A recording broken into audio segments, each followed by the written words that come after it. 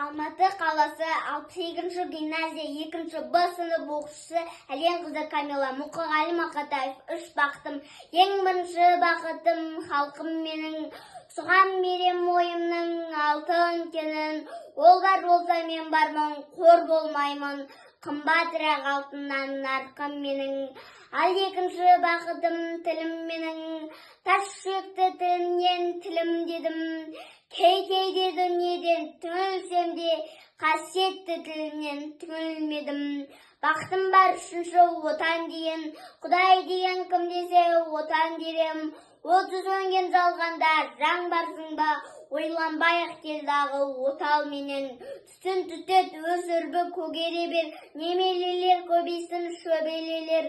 Жадыңды ұстап, жақсылық күтпе кейсін, от емес оқшырасың менен егер. 3 бірдей бақытым бар алақанда, мені мұндай бақытты жаратар ма? 3 күн нұрын төгеді аспаннан, Атырау Алтай арқа Алатауға.